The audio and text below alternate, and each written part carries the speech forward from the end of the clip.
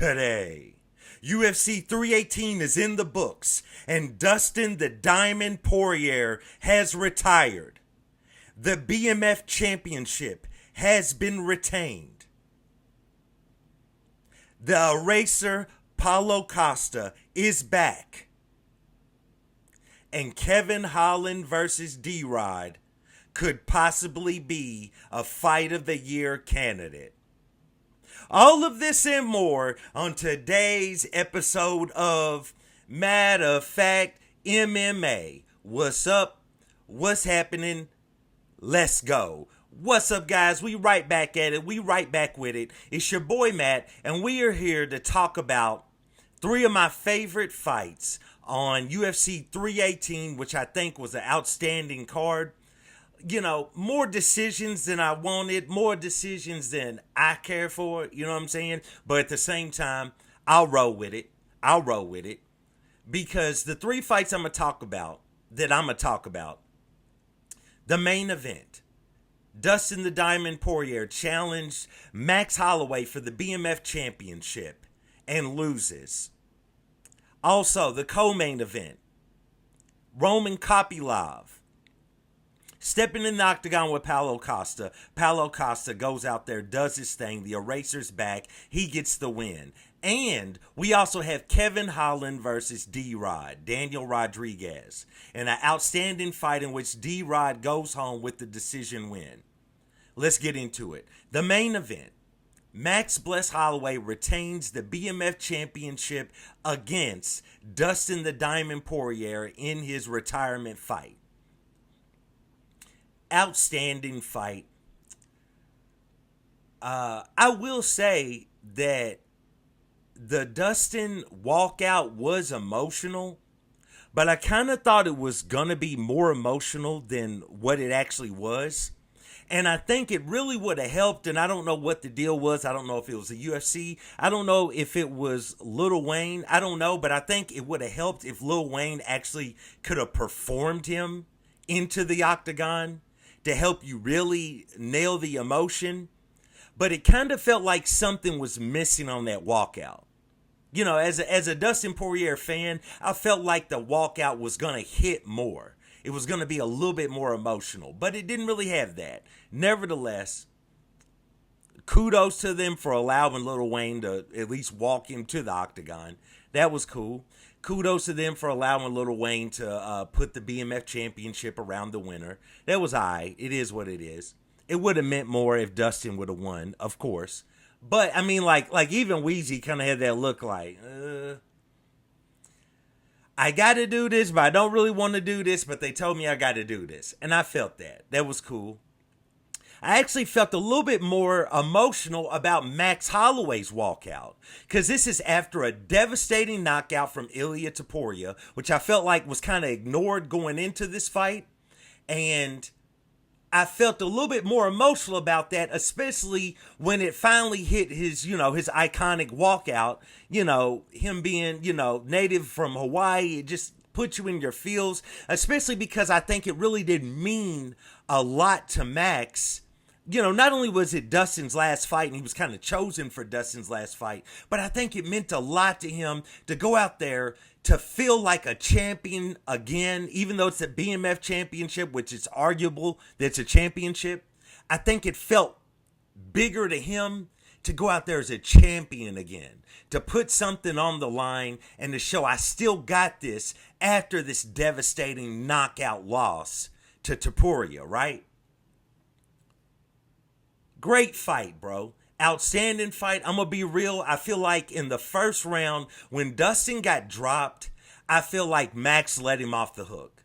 Max let him off the hook, because we all felt that, everybody felt that, everybody felt that, that clinch in your chest.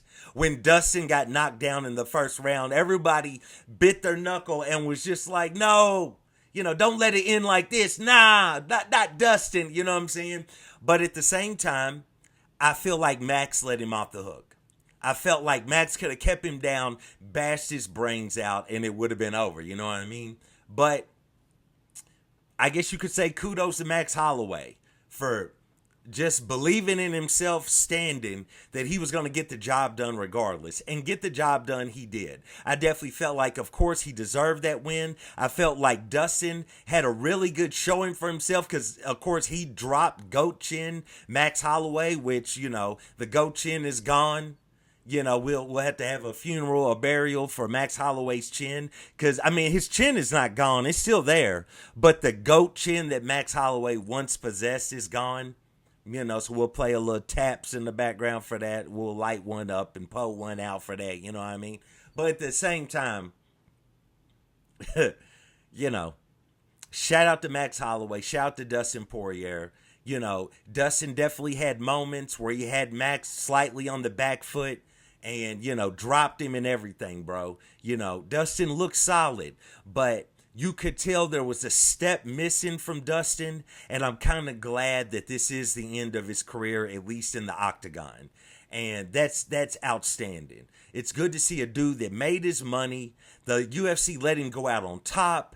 There in New Orleans. I know he's from Lafayette, Louisiana, but still it's there in Louisiana. It's outstanding to allow him to go out like that and end his career on that note. That was outstanding. They gave him all the pageantry, everything. That was outstanding to see. They really allowed the man to have a moment. Shout out to Max Holloway for not trying to hog the mic afterwards. Although I kind of felt like, I predicted Max to win, and I felt like this is what Max was going to do anyway. Max was not getting ready to really do like that. He said what he said to Poirier. We'll talk about it. They really need to fight on another video, but shout out to Max Holloway, retains the BMF championship, first one to do it. Shout out to Dustin Poirier. He goes out there, he gets the send off. You know what I mean? He don't get the win, but he gets the send off. That was outstanding to see. Great main event, outstanding. Let's move on to the co-main event, where we had Paulo Costa, the eraser, returns. You know what I'm saying? The real eraser. Not the shell of the eraser. Not that old chewed up, bitten off grade school. Third grade, second grade, first grade eraser. Kid done been chewing on, done drew all on it, got ink spots on it. You know what I'm saying? He got poisoning from all the lead on it because he been putting in his... You know what I mean?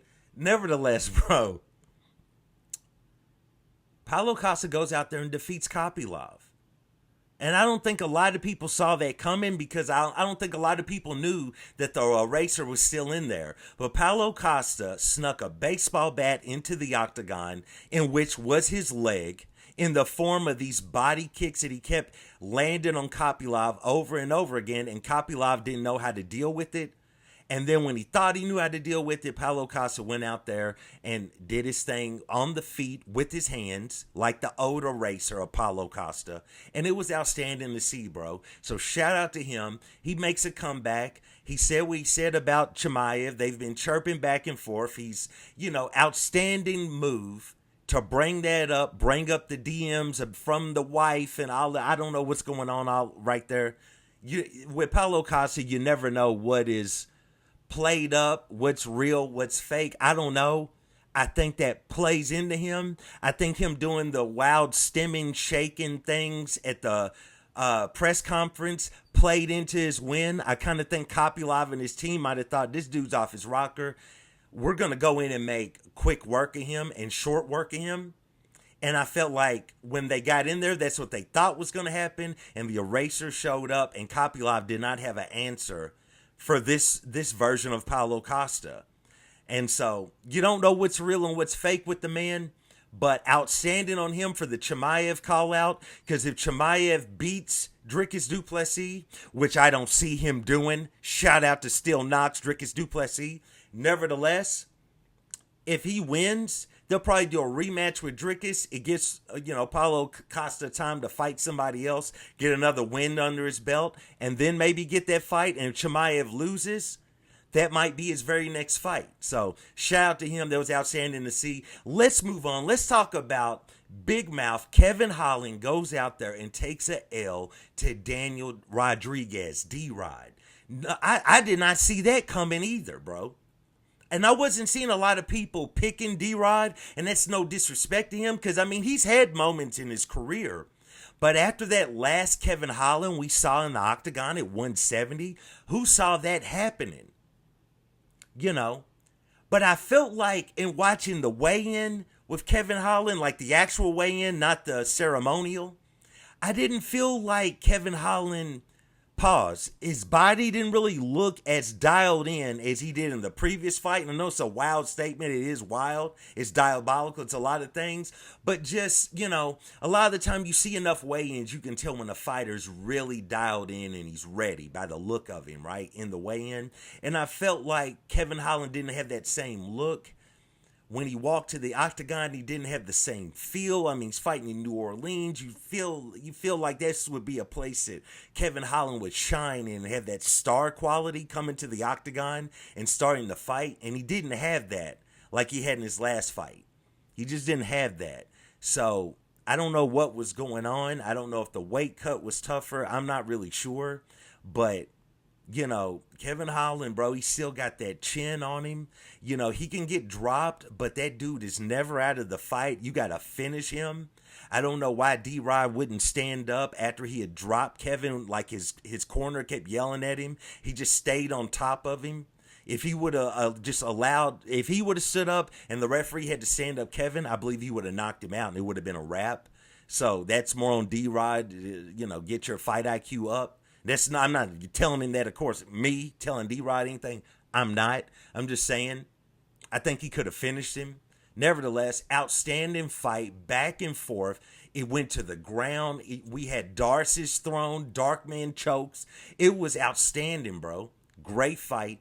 D-Rod gets a decision win.